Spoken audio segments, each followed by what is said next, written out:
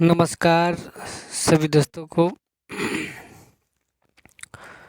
मैं आपके समक्ष आज के वीडियो में साइंस के ऑब्जेक्टिव क्वेश्चन के 20 क्वेश्चंस का कंपाइल लेकर आया हूं, जो आने वाले एग्जामिनेशन में आपके लिए उपयोगी होंगे।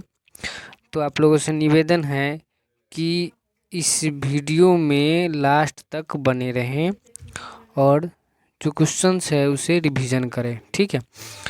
तो अगला क्वेश्चंस है, यंग प्रत्यास्था गुणांक का एसआई मात्रक क्या है, ठीक है। तो किसी भी भौतिक राशि का एसआई मात्रक निकालने के लिए उसे जो है फॉर्मूला की आवश्यकता होती है, ठीक है। तो प्रत्यास्था गुणांक का एसआई मात्रक होता है प्रतिबल बटा विकृति, ठीक है। प्रतिबल का एसआई मात्रक हो गया न्यूटन और विकृति का एसआई मात्रक हो गया क्षेत्रफल में चेंजिंग, मतलब मीटर स्क्वायर।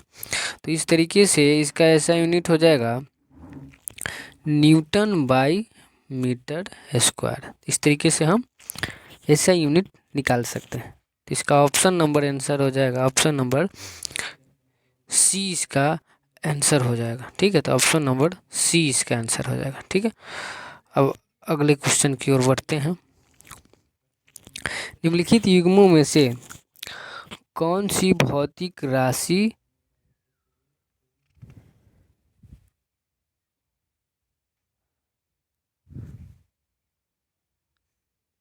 निम्नलिखित युग्मों में से कौन सी भौतिक राशि के समान विमीय सूत्र नहीं है।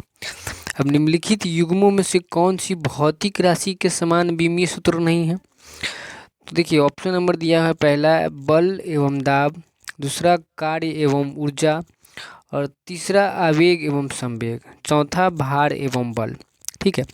तो हमें ऑप्शन नंबर देखना है कि इस ऑप्शन में कि कौन सी भौतिक राशियों के समान विमीय सूत्र नहीं है। तो बल एवं दाब, जैसे कि मान लीजिए फोर्स इक्वल टू होता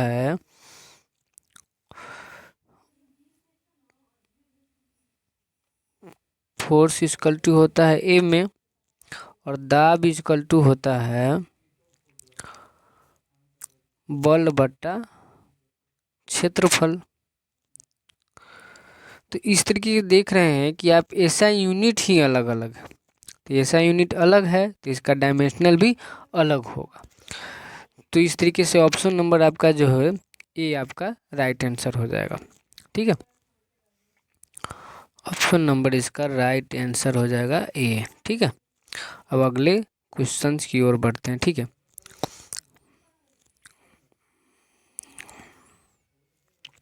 अब देखिए तीसरा क्वेश्चन कह रहा है कि एक खगोलीय इकाई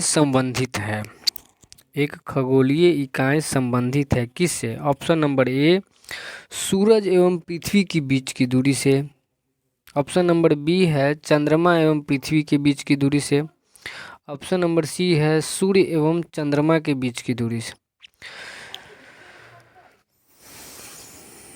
तो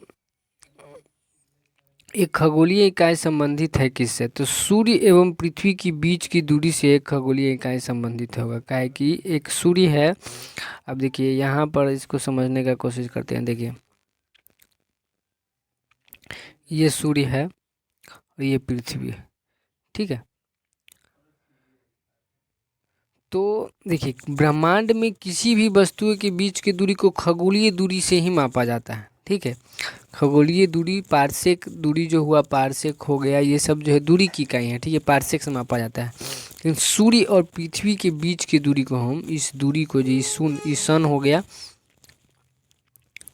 गया, ये अर्थ हो गया, इसके बीच की दूरी को ही हम खगोलीय दूरी बोलते हैं, खगोलीय दूरी बोलते हैं।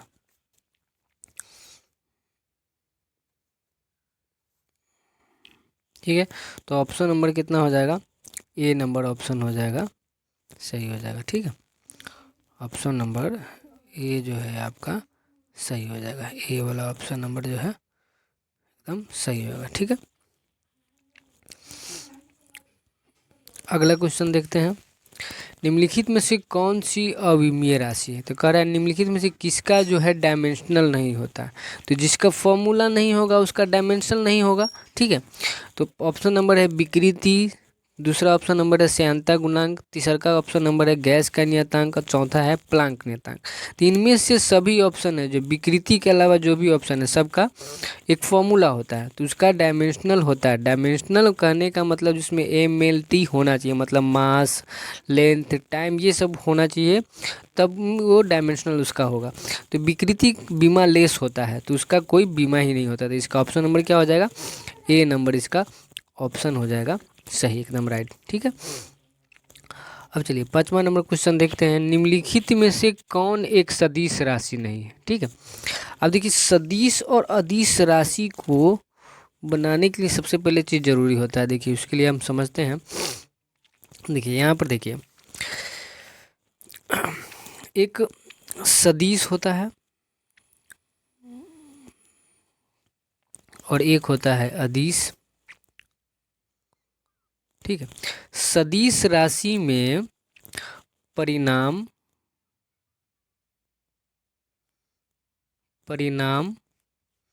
और दिशा दोनों होते हैं, लेकिन अदिश राशि में सिर्फ परिणाम होता है।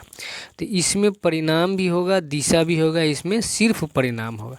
तो जिसमें परिणाम और दिशा होगा उसे हम अदिश राशि बोलेंगे, और जिसमें सिर्फ परिणाम होगा उसे हम अदिश राशि बोलेंगे। ठीक है, तो जिसमें परिणाम और दिशा दोनों होगा वो सदिश राशि होगा। ठीक है, परिणाम कहने का मतलब जैसे कि हम 1 kg, परिणाम का मतलब हम समझते हैं क्या होता है। जैसे 1 kg लिए हम मैग्नीट्यूड, 1 kg चीनी लिए, कहें कि दुकान से 1 kg चीनी लिया हो, तो 1 kg चीनी में कोई डायरेक्शन तो नहीं है, 1 kg सिर्फ मैग्नीट्यूड है, उसका जो है भार है, तो वो सिर्फ 1 kg है।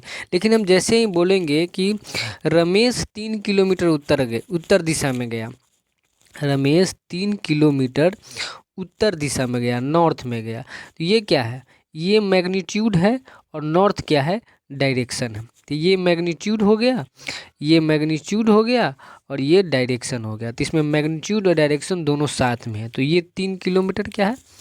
ये सदिश राशि, 3 किलोमीटर उत्तर जो हुआ सदिश राशि हुआ। ठीक है, इसी चीज़ को हम कहते हैं सदिश और अदिश। ठीक है, तो आइए क्वेश्चन पर आते हैं। तो निम्नलिखित में से कौन एक सदिश राशि नहीं है? सदिश राशि कौन नहीं है? तो सदिश राशि नहीं है मतलब उसमें सिर्फ क्या होगा? मैग्नीट्यूड होगा, उसमें दिशा नहीं होगा। तो ऑप्शन नंबर ए है, उसमें कह रहा है संवेग, संवेग है, तो संवेग में दिशा होगा, वेग में भी दिशा होगा, कोणीय वेग में भी दिशा होगा। द्रव्यमान है, द्रव्यमान जो ऑप्शन दिख रहा है आपको, ये द्रव्यमान जो ऑप्शन दिख रहा है उसमें सिर्फ क्या है? मैग्नीट्यूड है। तो कहने का मतलब सदिश नहीं है, मतलब ये अदिश है, तो ऑप्शन नंबर डी इसका राइट आंसर हो जाएगा। ठीक है, चलिए अगला क्वेश्चन हम बनाते हैं। अदिश राशि है। अब अदिश राशि, इसमें से निम्नलिखित में से अदिश राशि कौन है? ऑप्शन नंबर आपका है ए ऊर्जा, बी बल आघूर्ण, सी संवेग और डी उपरोक्त सभी। ठीक है, तो अदिश राशि कौन है इसमें से? तो बल आघूर्ण हो गया, संवेग हो गया, इसमें बताना है आपको अदिश राशि कौन है। ठीक है, तो देखिए इसमें जो है सबका जो है मैग्नीट्यूड है। अब देखिए इसमें जो है बल आघूर्ण है, इसमें जो है बल आघूर्ण में डायरेक्शन भी होता है प्लस मैग्नीट्यूड भी है। संवेग में है, संवेग में डायरेक्शन भी है प्लस मैग्नीट्यूड भी है। ठीक है, और ऊर्जा है जिसमें सिर्फ मैग्नीट्यूड ही होता है। ऊर्जा कैसे मतलब क्या होता है? जूल होता है। ठीक है, तो जूल होता है, तो इस ऑप्शन नंबर क्या हो जाएगा आपका? ए नंबर ऑप्शन नंबर आपका एकदम राइट आंसर हो जाएगा। ठीक है, निम्नलिखित में से कौन सी एक सदिश राशि है? निम्नलिखित से सदिश राशि कौन है? आप देखिए इसमें से सदिश राशि कौन है, पहचानिए। पहला नंबर ऑप्शन है संवेग, दूसरा है दाब, तीसरा ऑप्शन नंबर है ऊर्जा और चौथा ऑप्शन है कार्य। ठीक है, अब देखिए इसमें से एक सदिश राशि चुनना है, दाब है। अब देखिए अब दाब जो है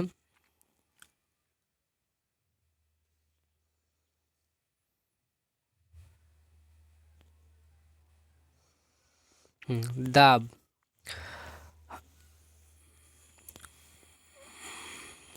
संवेग में डायरेक्शन प्लस मैग्नीट्यूड होता है, मतलब P=mv होता है। ठीक है, तो v में v वेग जो हो गया सदिश राशि हो गया,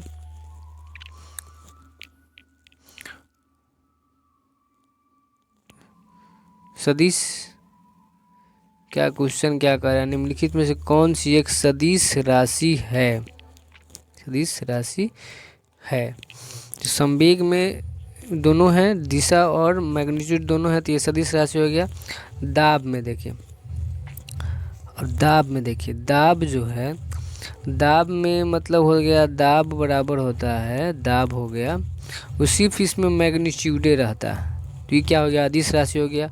ऊर्जा हो गया, ये भी सिर्फ इसमें मैग्नीट्यूडे रहता है, ये भी अदिश राशि हो गया। कार्य हो गया, इसमें सिर्फ मैग्नीट्यूडे है, तो ये भी अदिश राशि हो गया। तो ऑप्शन नंबर हो गया आपका, ऑप्शन नंबर हो जाएगा ए नंबर ऑप्शन हो जाएगा। ठीक है, अगला क्वेश्चन देखते हैं, निम्नलिखित में से कौन सी राशि सदिश नहीं है। अब देखिए सदिश नहीं है, इसका मतलब है कि सदिश नहीं है तो उसमें सिर्फ क्या होगा, सिर्फ मैग्नीट्यूड राशि होगा। सदिश राशि नहीं है कहने का मतलब उसमें अदिश होना चाहिए। तो अदिश क्या है, विस्थापन है, इसमें देख रहे हैं विस्थापन है, तो विस्थापन में भी डायरेक्शन प्लस मैग्नीट्यूड है, वेग में भी डायरेक्शन है, बल में भी डायरेक्शन है, लेकिन आयतन जो है सिर्फ इसमें मैग्नीट्यूड है, तो सिर्फ ये डी नंबर ऑप्शन जो है आपका अदिश राशि हो जाएगा। ठीक है, डी नंबर आपका एकदम करेक्ट आंसर हो जाएगा। ठीक है, निम्नलिखित में से सदिश राशि, अब सदिश राशि इसमें से कौन है बताइए आप। तो ऑप्शन नंबर ए वेग है, दूसरा द्रव्यमान है, सी समय है और चौथा लंबाई है। तो इसमें सदिश राशि कौन है, तो ऑप्शन नंबर आपका जो है ए जो है एकदम करेक्ट आंसर। ठीक है, निम्नलिखित में से कौन सा एक व्युत्पन्न परिभाषा नहीं है, व्युत्पन्न की परिभाषा नहीं।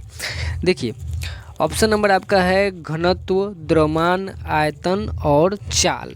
ठीक है, तो इस क्वेश्चन को देखिए कि समझते हैं कि जैसे मान लीजिए आपका आधार राशि जो होता है, आधार राशि 7 गो आधार राशि होता है, इसके सहायता से अगर कोई भौतिक राशि बनता है, भौतिक राशि बनता है, उसी को हम इसको ही व्युत्पन्न राशि बोलते हैं, व्युत्पन्न राशि इसी को बोलते हैं।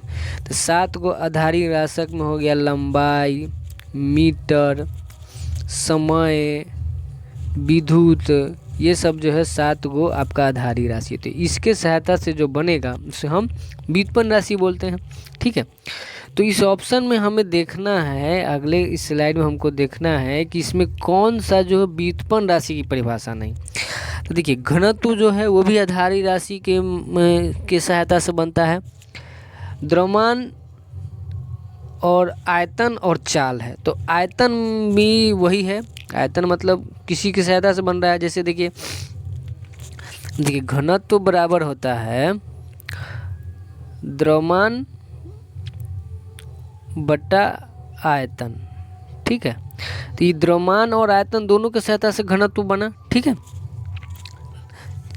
तो ये भी नहीं होगा, ये तो हो गया व्युत्पन्न राशि हो गया, कह रहा है इसमें से व्युत्पन्न नहीं है बताना है इसमें, तो ये भी नहीं होगा, न घनत्व होगा न आयतन होगा। चाल बराबर होता है, चाल बराबर होता है, चाल बराबर होता है दूरी बटा समय, दूरी बटा समय, तो दूरी से बना और समय से बना, इसके हेल्प से बना, तो ये भी नहीं होगा, मतलब इकलौता होना चाहिए। तो ऑप्शन नंबर एक ही नज़र आ रहा है, ऑप्शन नंबर है बी, तो वही इसका आंसर हो जाएगा। ये आधारी राशि है, आधारी राशि है, किसी की सहायता से बनता नहीं है, ये इकलौता रहता है द्रव्यमान, जिसका ऐसा यूनिट होता है मास। द्रव्यमान का ऐसे ही मात्रक होता है मास, एम, ये द्रव्यमान, सॉरी, द्रव्यमान का ऐसे मात्रक हो जाएगा केजी। केजी जो होता है किसी की सहायता से नहीं बनता है, ठीक है। इसका ऑप्शन नंबर क्या हो जाएगा, बी नंबर इसका सही हो जाएगा, ठीक है। तो बी नंबर इसका आंसर हो जाएगा, ठीक है। अब देखिए त्वरण ज्ञात करने का सही कौन सा फॉर्मूला है। देखिए त्वरण जानते हैं ना, त्वरण मतलब होता है वेग में परिवर्तन के दर को हम त्वरण बोलते हैं, ठीक है। वेग में परिवर्तन के दर को हम त्वरण बोलते हैं, ठीक है। अब इसको देखिए समझते हैं। देखिए क्या होता है वेग। वेग हमारा जो होता है, वेग जो होता है दो गो होता है। एक पहला होता है प्रारंभिक वेग। प्रारंभिक, देखिए अभी थोड़ा नया नया स्टार्टिंग है, थोड़ा लिखने उखने में थोड़ा दिक्कत होगा। इसके लिए आपको थोड़ा दिक्कत आपको फेस करना पड़ेगा, लेकिन आपको मैटर समझना है कि आखिर क्या, क्यों क्वेश्चन में कैसे सही है क्या गलत है, उसे समझना है, तो उसको समझिए, ठीक है। धीरे धीरे आपको हम सब चीज़ सही कर देंगे, ठीक है। तो वेग जो है, पहला प्रारंभिक वेग होता है, दूसरा होता है एक अंतिम वेग, ठीक है। प्रारंभिक वेग को हम u से डोनेट करते हैं और अंतिम वेग को हम v से डोनेट करते हैं, ठीक है। तो कहने का मतलब कि वेग में परिवर्तन के दर, वेग में परिवर्तन के दर को हम त्वरण कहते हैं, त्वरण कहते हैं, ठीक है। वेग में परिवर्तन के दर को त्वरण कहते हैं, मतलब परिवर्तन मतलब हुआ प्रारंभिक वेग माइनस अंतिम वेग। तो प्रारंभिक वेग हो गया v, अंतिम प्रारंभिक वेग हो गया v u, सॉरी, प्रारंभिक वेग हो गया u, अंतिम वेग हो गया v। इसके अंतर के दर मतलब भागा t, इसको हम बोलते हैं असरलेशन। तो यही हो गया। तो a बराबर हो जाता है v minus u by T, ठीक है। तो यही इसका आंसर हो जाएगा, ऑप्शन नंबर एक इसका आंसर हो जाएगा, ठीक है। 12 है, पदार्थ के संवेग और वेग के अनुपात से कौन सी भौतिक राशि प्राप्त की जाती है। ऑप्शन नंबर पहला है वेग, दूसरा है त्वरण, तीसरा है द्रव्यमान और चौथा बल है, ठीक है। देखिए कौन सा आंसर होगा, बताइए। आपके पास 10 सेकेंड का टाइमर है, आप लोग बताइए कौन सा आंसर होगा, ठीक है। अब देखिए उसमें से संवेग मतलब होता है, देखिए संवेग मतलब P बराबर होता है mv, ठीक है। और कहता है वेग, वेग मतलब हो गया बट्टा वेग मतलब v। तो इस दोनों के अनुपात का क्या होगा, तो दोनों के v से v कट गया तो बच गया m। m मतलब मास, इसी को ना बोलते हैं मास, मतलब द्रव्यमान, द्रव्यमान। तो क्या आंसर हो जाएगा, ऑप्शन नंबर सी इसका आंसर हो जाएगा, द्रव्यमान, ठीक है। अब एक कह रहा है 14वां क्वेश्चन है, एक लड़की झूले पर बैठे स्थिति में झूला झूल रही है, उस लकड़ी के खड़े हो जाने पर दोलनों का आवर्तकाल क्या होगा। दोलन का आवर्तकाल क्या होगा, ठीक है। देखिए इसके लिए आपको समझना है, पहला कुछ ऑप्शन कह रहा है कि कम हो जाएगा, अधिक हो जाएगा, लड़की की ऊंचाई पर निर्भर करेगा। तो इस तरीके के क्वेश्चन बनाने के लिए जो है ना, आपके एक फॉर्मूला है, उसे समझना है। देखिए किसी भी दोलन का जो है ना समय जो निकालते हैं ना, इस फॉर्मूला से निकलता है, ठीक है। जिसको हम बोलते हैं t इजकल टू, आवर्तकाल जो होता है समय होता है 2 pi under root l by g, ठीक है। 2 pi under root l by g. तो इसमें जो है जब भी किसी भी चीज़ का लंबाई बढ़ेगा तो लंबाई जो है, लंबाई का डायरेक्टली प्रोपोर्शनल है ही टाइम। तो लंबाई बढ़ेगा तो टाइम बढ़ेगा, तो जब भी टाइम बढ़ेगा तो उसका आवर्तकाल क्या हो जाएगा, कम हो जाएगा। आवर्तकाल क्या हो गया, कम हो गया। तो इसी तरीके से आपको समझना है, जैसे मान लीजिए गुरुत्व त्वरण बढ़ रहा है तो इसका इनडायरेक्टली प्रोपोर्शनल है, तो टाइम क्या कर जाएगा, घट जाएगा। टाइम घट गया मतलब सुस्त हो गया घड़ी। तो इस तरीके से ऑप्शन हो जाएगा आपको। तो इसमें क्या कर रहा है कि झूला झूल रही उस लड़की के खड़े हो जाने पर दोलन का आवर्तकाल कम हो जाएगा या अधिक हो जाएगा या लड़की की ऊंचाई पर निर्भर करेगा। तो स्वाभाविक है, लंबाई बढ़ेगा तो समय बढ़ जाएगा, समय बढ़ेगा तो आवर्तकाल क्या हो जाएगा, कम हो जाएगा। तो ऑप्शन नंबर क्या होएगा, ये इसका ऑप्शन नंबर हो जाएगा। ठीक है, अब देखिए अगला क्वेश्चन कह रहा है कि घूर्णन करती एक गोल पर अचानक एक लड़का आकर बैठ जाता है तो मेज के कोणीय वेग पर प्रभाव क्या पड़ेगा। अब देखिए इसको यहाँ देखिए, ये मान लीजिए ये सर्किल है, ठीक है।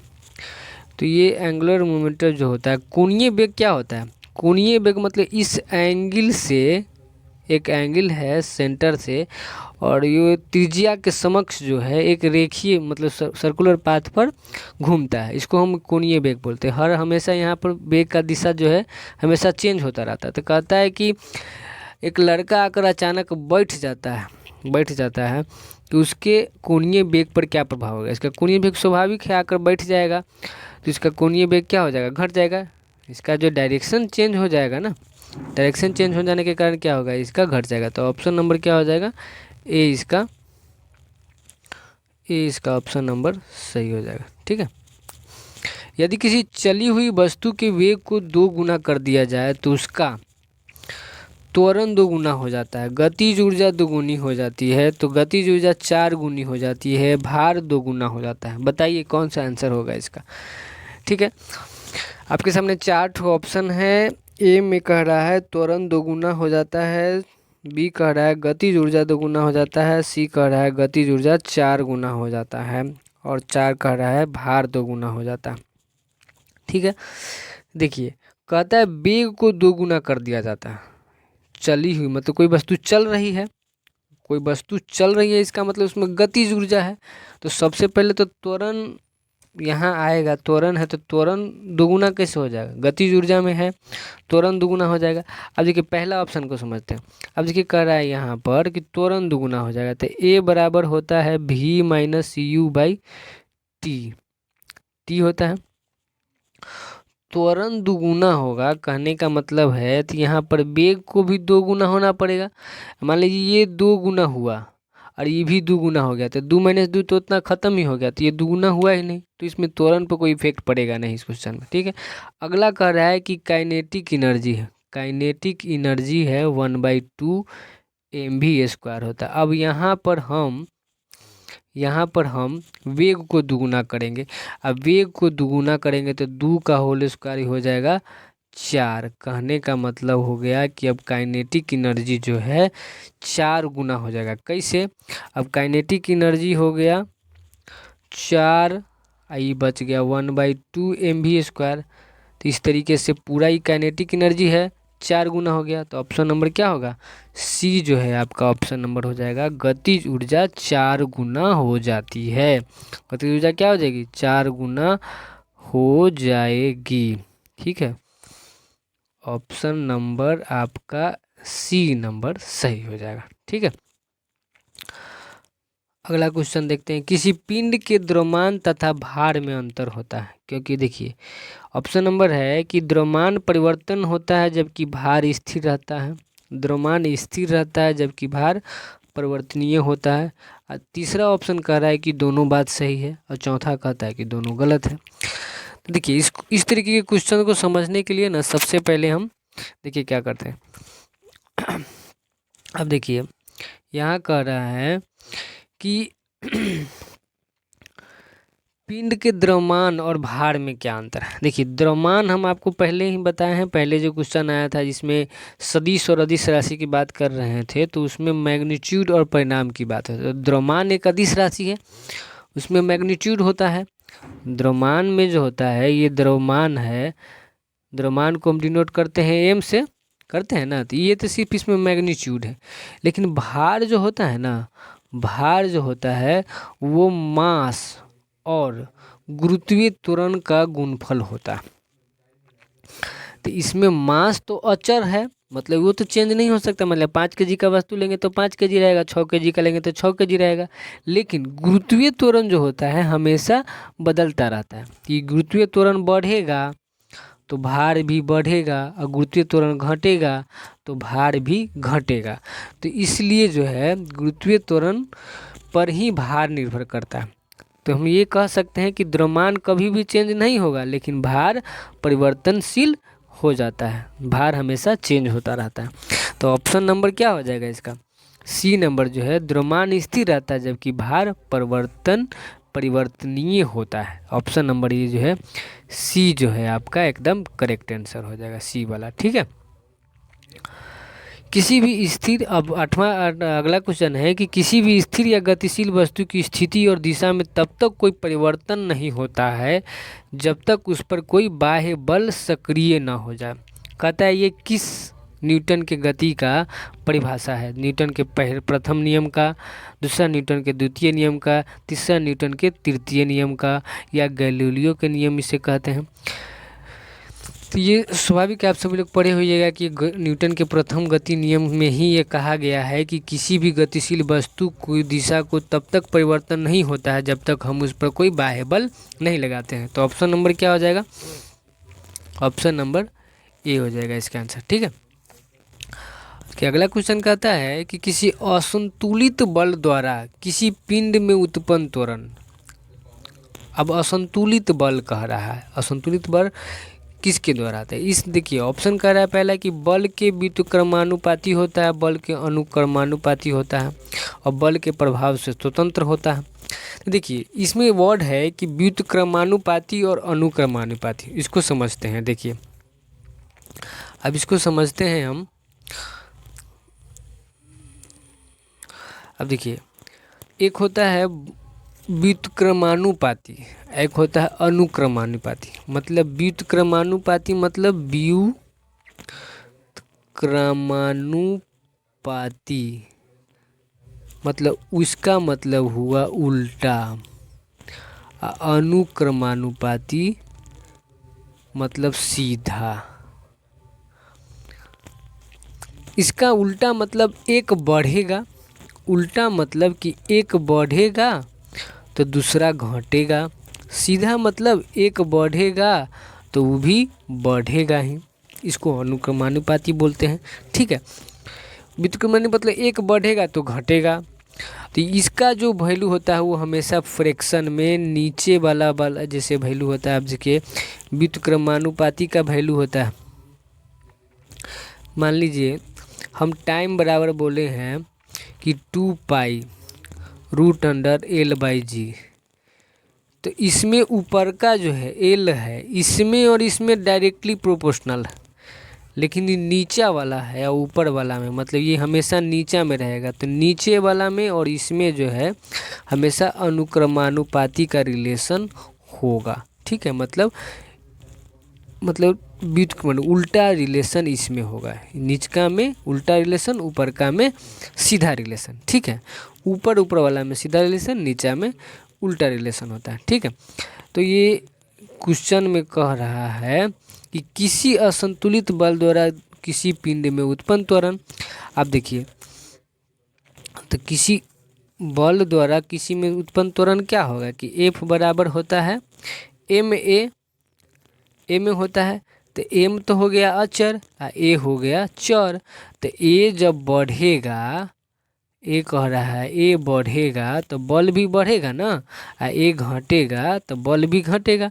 कहने का मतलब पूरा फोर्स जो है ये पूरा एक्सेलरेशन पर निर्भर करेगा। ठीक है, तो इसलिए इसका आंसर हो जाएगा बल के अनुक्रमानुपाती होगा। मतलब बल बढ़ेगा तो त्वरण बढ़ेगा, त्वरण घटेगा तो बल घटेगा। तो ऑप्शन नंबर हो जाएगा बी जो है आपका एकदम एग्जैक्ट सही आंसर हो जाएगा। ठीक है, अब अगला क्वेश्चन कहता है न्यूटन के गति के तीसरे नियम के अनुसार क्रिया और प्रतिक्रिया के संबंध में बल क्या है? ऑप्शन नंबर है हमेशा एक ही वस्तु पर लगे होने चाहिए, दूसरा भिन्न भिन्न वस्तु पर लगे हो सकते हैं, और तीसरा हमेशा भिन्न भिन्न वस्तुओं पर ही लगे होने चाहिए। और चौथा कह रहा है कि परिमाण बराबर होना जरूरी नहीं है, वो उनकी दिशा समान होनी चाहिए। ठीक है, देखिए इसको समझते हैं हम। देखिए अब देखिए ये एक मान लीजिए दीवार है, ठीक है, ये एक दीवार है, हम इधर से कोई फोर्स लगा रहे हैं F1 और इधर से लग रहा है F2। जब हम किसी दीवार पर मारते हैं तो हमको ऊपर से भी कोई धक्का आता है, इधर से मारते हैं उधर से वापस धक्का आता है, तो ये क्या हो गया, फोर्स हो गया। इधर से मारे उधर से, तो इधर से भी हम बल लगा रहे हैं उधर से भी बल लगा रहे हैं, मतलब एक वस्तु पर हम उधर से लगा रहे हैं वो हम पर वापस बल लगा रहे हैं, मतलब प्रत्येक क्रिया के प्रति प्रतिक्रिया हो रहा है। तो ये भिन्न भिन्न वस्तु पर हो रहा है, नहीं कि एक ही हाथे पर हो रहा है। हम खाली दीवाले पर मार रहे हैं, दीवार हम पर कुछ नहीं कर रहा है, मतलब हम दीवार पर मार रहे हैं तो दीवार भी हम पर प्रतिक्रिया कर रहा है, मतलब अलग अलग दो वस्तु पे हो रहा है। तो इसका ऑप्शन नंबर आंसर हो जाएगा कि हमेशा भिन्न भिन्न वस्तुओं पर ही लगे होने चाहिए। तो ऑप्शन नंबर सी इसका आंसर हो जाएगा। ठीक है, हो बस तो आज के 20 क्वेश्चन ही था। देखिए ये छोटा सा प्रयास था मेरा कि आप सबों के समक्ष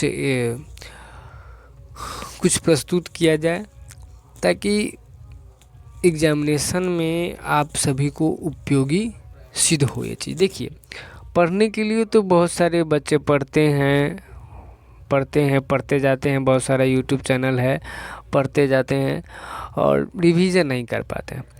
तो मेरा मानना है कि रिवीजन मस्ट होता है। तो हम प्रत्येक चैप्टर का, जैसे अभी मान लीजिए साइंस का हमने 20 क्वेश्चन कंपाइल डाला है, अभी थोड़ा टाइम का प्रॉब्लम है, लेकिन ये सीरीज़ जो है आपको कंटिन्यू होगा। मॉर्निंग के समय आपको टाइम बता देंगे कि उस टाइम पे हमेशा ये सीरीज़ 20 क्वेश्चन का प्रत्येक दिन डलाएगा। ठीक है, प्रत्येक दिन डलाएगा और आप लोग इस चैनल से जुड़े, ज़्यादा से ज़्यादा जुड़े और प्रैक्टिस करें।